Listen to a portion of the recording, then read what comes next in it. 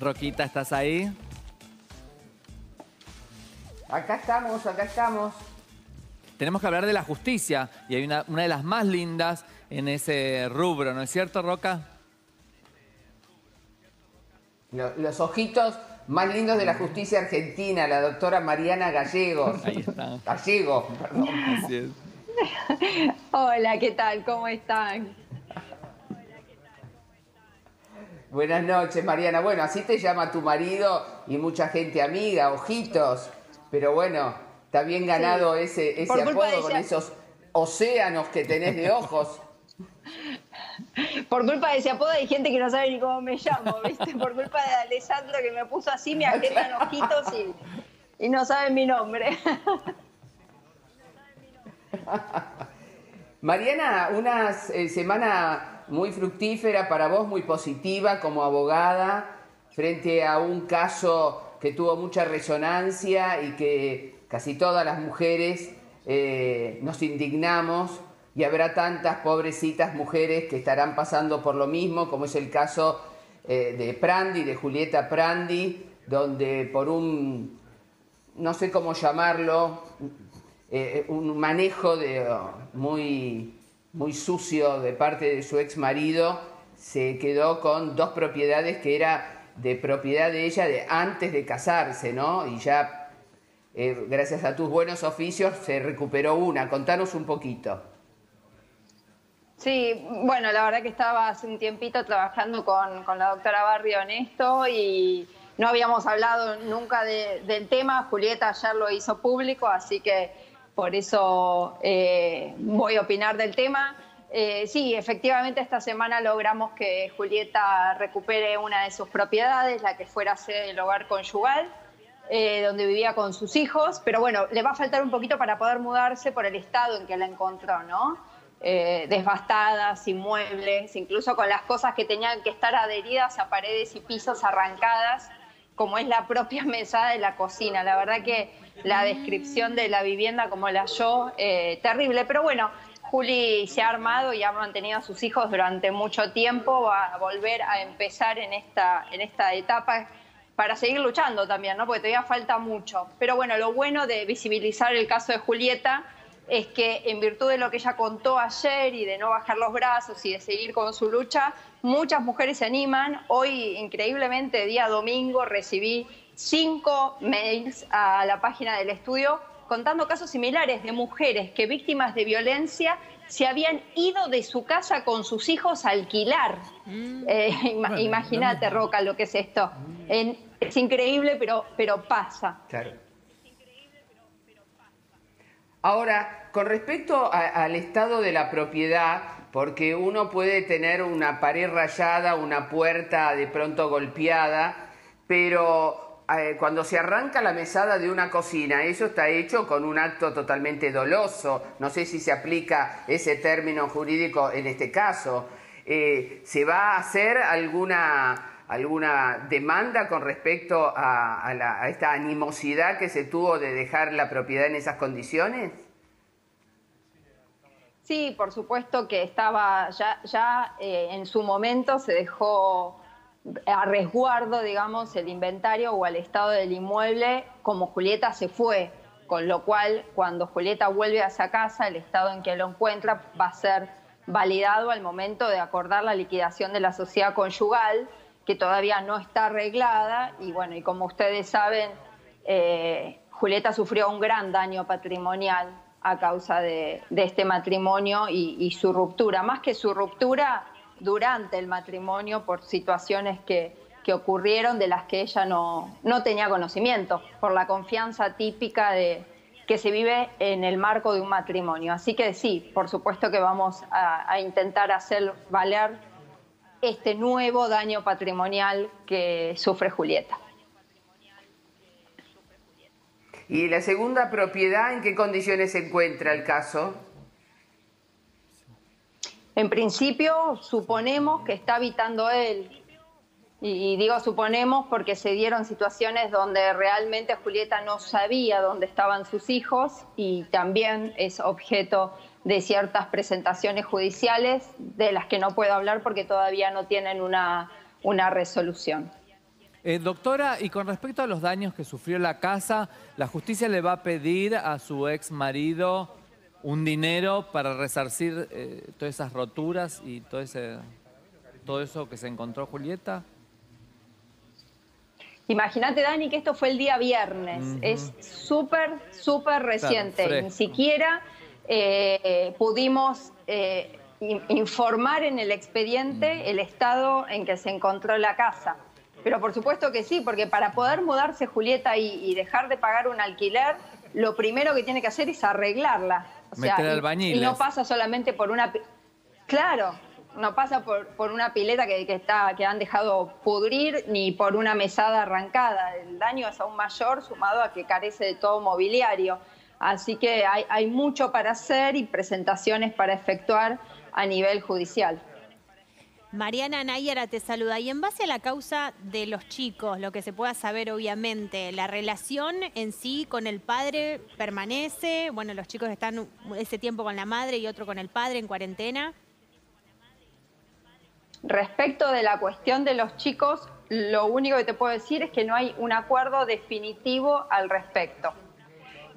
Hubo un acuerdo que es provisorio, que se está solicitando una revisión y como justamente se trata de menores y todavía no hay una resolución judicial, tampoco puedo comentarte al respecto. Pero nunca jamás Julieta impidió el contacto con su padre, solamente se fijaron ciertas pautas para su resguardo. Claro.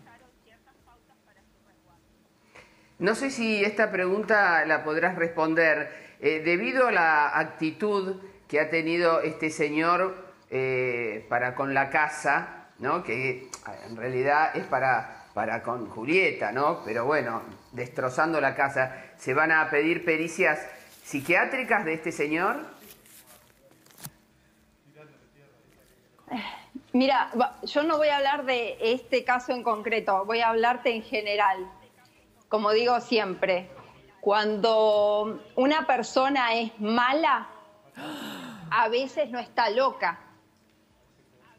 Yo creo que con esto te explico todo. Claro. Y no estoy hablando en el caso concreto, estoy hablando en general. Hay actos que tienen que ver con violencia, con real malicia, que no tienen que ver con desórdenes mentales, sin perjuicio que a veces se juntan, ¿no es cierto? Puede ser que una persona tenga una personalidad bipolar, psicópata, obsesiva, y a veces, sin tener ninguna de estas psicopatías, simplemente realiza actos de maldad o de violencia contra su exmujer o incluso contra sus propios hijos. Mariana, y también Vamos un poco a lo general. Perdón, Su. Sí, seguí. Quería saber si hay alguna demanda que tiene que ver con el daño psicológico que sufre Julieta, principalmente con encontrar la casa de esa forma. No, por el momento no, en el marco del divorcio al menos, no. Ok. Bien. Yo decía con respecto en general a todos estos mails que has recibido con, bueno, historias, me imagino, terribles, y en medio de esta bendita o dichosa pandemia que estamos teniendo y en las limitaciones que está teniendo la justicia por la restricción, ¿cómo se van manejando, por ejemplo, ustedes?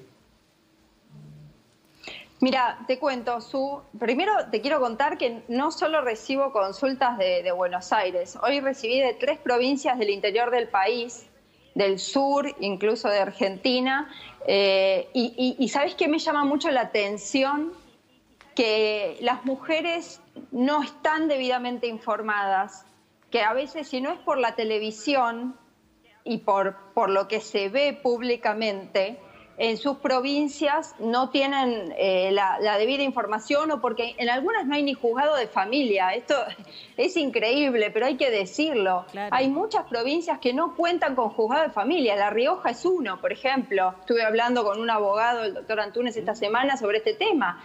O sea, ¿cómo puede ser que con la problemática de violencia que vivimos todavía un juez que resuelva un concurso o una quiebra es el mismo que otorga la guarda de un chico, una adopción o trata una violencia? Esta es una problemática que hay que visibilizar. Segundo, que, bueno, obviamente la justicia está funcionando para las cuestiones urgentes, con lo cual se pueden hacer las denuncias en la Oficina de Violencia Doméstica o telefónicamente. Pero esto no significa que la violencia sigue creciendo. En lo que va del año, Susana, vamos a hablar de números. Se han informado durante la cuarentena solamente 57 femicidios. Sumados a los que ya habían ocurrido hasta marzo, o sea, es un número increíble. Estamos hablando de que superan los 130 casos. O sea, realmente es increíble. Entonces, las mujeres tienen que denunciar, porque otro dato importante es que de estos porcentajes que te cuento, es mínimo la cantidad de mujeres que habían hecho una denuncia previa. Es mínimo los casos de mujeres que habían pedido ayuda, ya sea una casa de abrigo, una exclusión del hogar. La mujer que es víctima de violencia sistemática es justamente la mujer que no denuncia. Claro. Lo que sucede es que está tan limitado, tan restringido el tema de poder salir a la calle, escapar, vamos a ponerle la palabra, que está todo tan atemorizado, primero por el contagio, segundo porque hay una restricción desde el gobierno, que vos imaginate una mujer que está con un loco, con un agresivo, con un psicópata, de pronto decir, me voy con mis 2 hijos o mis 3 hijos, ¿a dónde? No puede tomar un medio perdón, se me trabó. Colectivo, ¿no? Un transporte. Medio de transporte, ahí está. Es que el aislamiento me tiene así, me faltan las palabras. Un medio de transporte. Imagínate a dónde va, la casa de que si la mamá queda en provincia, suponte, o la mamá está en capital y ella en provincia. Es realmente complicadísimo. Pero justamente la denuncia de violencia es uno de los casos de fuerza mayor en donde se admite que la mujer salga y que incluso salga con sus hijos. En la práctica, si es una situación de violencia, en donde por suerte puede salir, porque el 70% de los femicidios son en la casa de la víctima, o sea, hay mujeres que no logran llegar a salir, pero cuando pueden salir, tienen que ir a denunciar, porque nadie, ninguna policía, nadie las va a parar y les va a decir, estamos en cuarentena, porque es un caso de fuerza mayor. Que vayan con sus hijos a la comisaría de la mujer o a la comisaría que puedan, porque también es una locura pensar que la mujer víctima de violencia tenga que estar buscando dónde le queda la comisaría de la mujer y capaz que en la esquina tiene la del barrio. Hagan la denuncia, porque automáticamente la policía tiene que darle intervención a la justicia de familia y la justicia de familia, a través de la policía, efectúa las exclusiones del hogar de las personas violentas. Y no necesariamente tiene que volver esta mujer a la casa después de hacer la denuncia si tiene miedo. El gobierno de la ciudad y también en provincia hay casas de abrigo y hay lugares donde quedarse hasta que el violento sea sacado de la casa y generado un perímetro. Yo sé que es complicado, Susi, pero hay que impulsar a que se hagan las denuncias. Claro. Mariana, te quería justamente preguntar esto, para que las mujeres tengan claro. Por un lado, creo que hay habilitado ahora un WhatsApp para comunicarse, que pueden ir y denunciar, y también que no pierden todo, porque esto parece, bueno, frente a la violencia, pensar en perder, pero hay gente que lo único que tiene es su casa para sus hijos, es su refugio. Ir y denunciar y salir hasta que el violento se va de la casa o es sacado, no es la pérdida absoluta, ¿verdad?, para la mujer. ¿Cómo hacen este momento? Absolutamente. El consejo que hay que dar, ¿cuál es para evitar esto? Por eso es tan importante lo que contó Juli respecto a recuperar su casa, a no darse por vencido. Y fíjate que ella dijo, hoy lo miro de otra manera, hoy lo analizo de otra manera, quizás me equivoqué en su momento de irme, no tendría que haberlo hecho. Yo nunca jamás aconsejo a las mujeres que dejen la propiedad, porque hay recursos judiciales. Incluso si se quieren ir, se pueden ir y estando afuera solicitar la atribución del hogar, por ejemplo. O sea, resguardarse ellas y después ir a la justicia para pedir ser reintegradas a la vivienda, pedir una cuota de alimento, pedir el cuidado de sus hijos. Lo que hay que hacer es eso, es recurrir a la justicia En la OBD no se necesita abogado en caso de que no tengas recursos para tener uno. Y luego, obviamente que si tenés un abogado es ideal porque te va a dar el marco para pedir todo lo que la mujer víctima de violencia necesita, como por supuesto es volver a su casa, la cuota de alimento. Mucha mujer tiene miedo, si él se va, ¿quién va a pagar los impuestos y los servicios? ¿Quién me va a dar la plata para comer? Bueno, junto con la exclusión se puede solicitar la fijación de una cuota de alimentos provisorio y el mantenimiento de los gastos del hogar que el hombre venía pagando. Mariana, y para recordarle también al público en el caso de Julieta, ¿ella por qué se va de la casa en esta situación y cómo vos, bueno, recuperaste este derecho que tiene?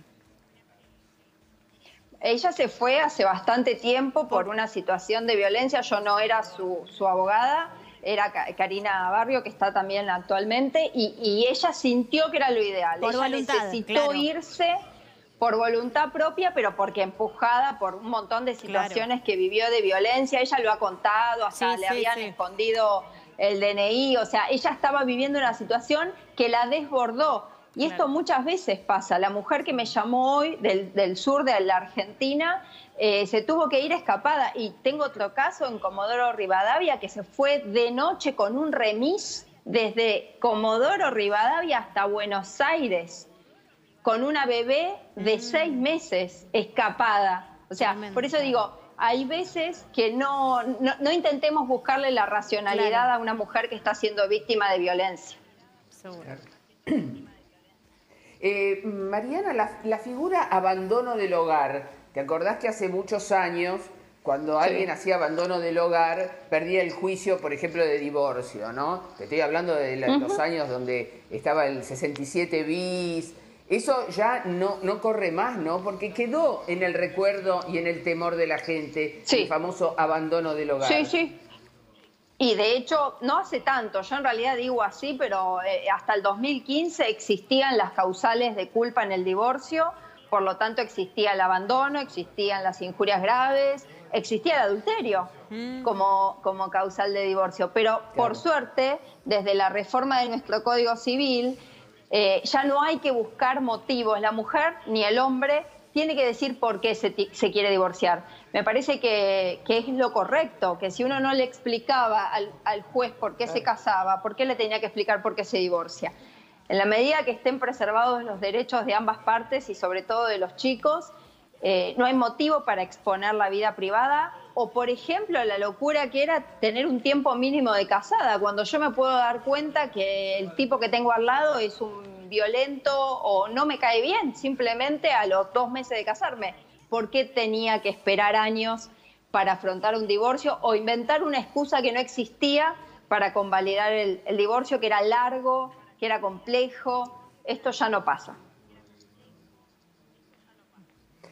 Cuando una persona, no digo el hombre, porque hay muchos casos también que te habrá tocado que son mujeres que tienen la perimetral.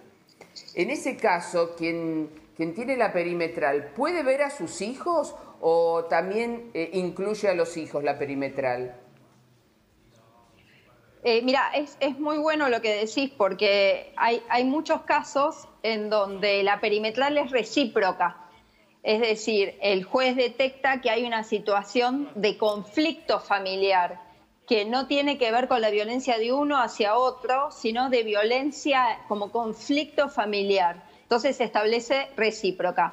En todos esos casos se deja bien aclarado que el perímetro recíproco no afecta en modo alguno la relación con los chicos.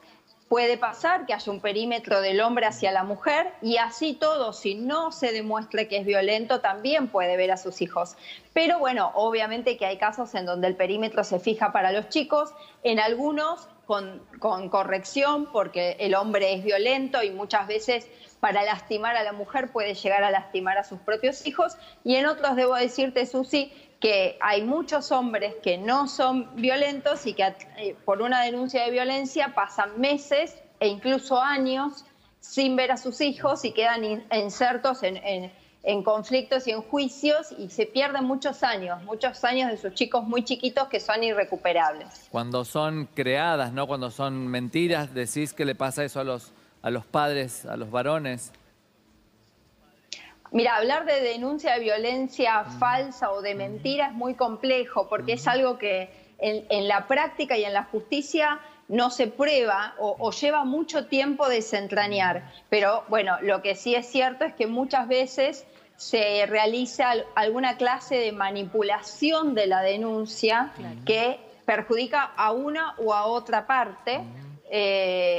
No digo que sean todos, al contrario, generalmente son la menor cantidad de casos, pero existen y hay que visibilizarlos también y la justicia de familia los tiene que detectar a tiempo para que no se perjudique el vínculo de los padres con los chicos. Bien. En el tiempo que no hemos hablado, que hará 20 y pico de días, Mariana, ¿se flexibilizó un poquito todo el tema judicial? ¿Se puede lograr alguna cosita más o está todo estático y nada se puede solucionar? ¿Cómo está la justicia? En la práctica está funcionando de la misma manera que como explicamos la última vez, en cuanto a que se pueden solicitar habilitaciones de feria para cuestiones urgentes y se pueden iniciar demandas también por cuestiones urgentes, porque como dijimos, alimentos, un régimen de comunicación que no se esté cumpliendo. En provincia hay un poco más de flexibilidad, debo decir, si bien es donde yo menos litigo en algunos casos y me da la impresión un poco más abierta la justicia de provincia. En la experiencia que he tenido en La Plata y en San Isidro están trabajando maravillosamente. Y se están haciendo muchas presentaciones y se está avanzando mucho. Pero es cierto que en Capital los procesos que no son urgentes, como por ejemplo una sucesión, un daños y perjuicios, ese tipo de procesos no está avanzando y por eso el reclamo de tantos abogados para poder volver a trabajar, por supuesto, porque el abogado si no trabaja no cobra y si la justicia está cerrada.